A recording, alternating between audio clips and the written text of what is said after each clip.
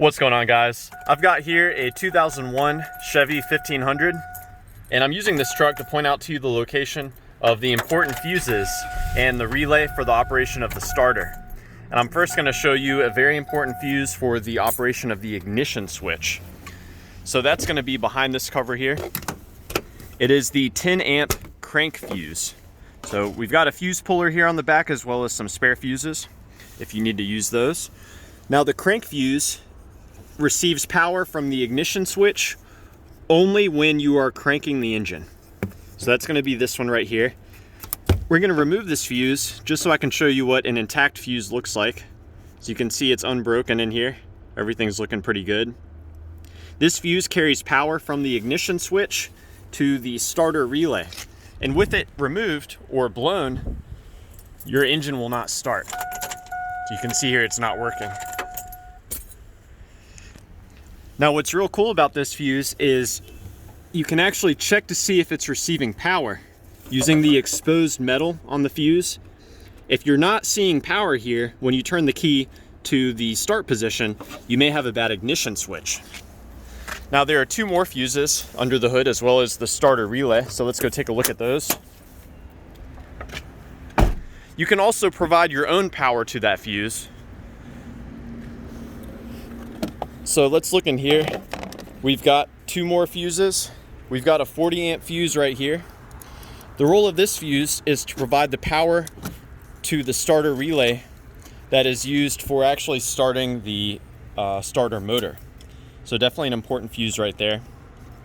There's also a 20 amp fuse called the ignition C fuse. Power from this fuse is sent to the ignition switch, so very vital here. Now the starter relay is going to be this relay right here. My favorite way to troubleshoot these engines or these vehicles is have an assistant trying to start the car while I'll come here and I'll actually tap on that relay.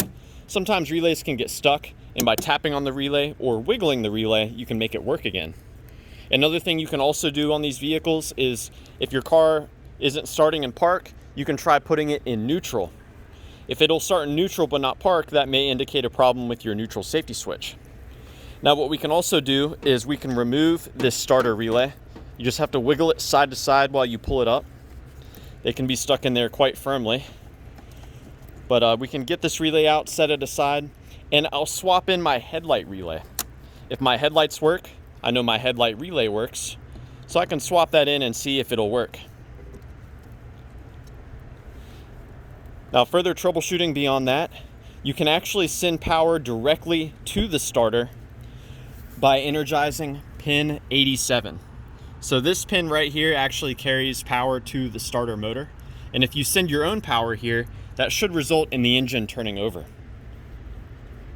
That's just a troubleshooting step to see if the starter itself is working. And of course also we've got our battery right here. And these side terminal batteries are notorious for having bad connections or getting loose over time. So you'll definitely want to go ahead and take the time to make sure that you've got these 8mm bolts here on the battery tightened down. So yeah, I hope that this is a good starting point for you in troubleshooting the starter on your Chevy truck. Please let me know if you have any questions or any advice. Thanks for watching.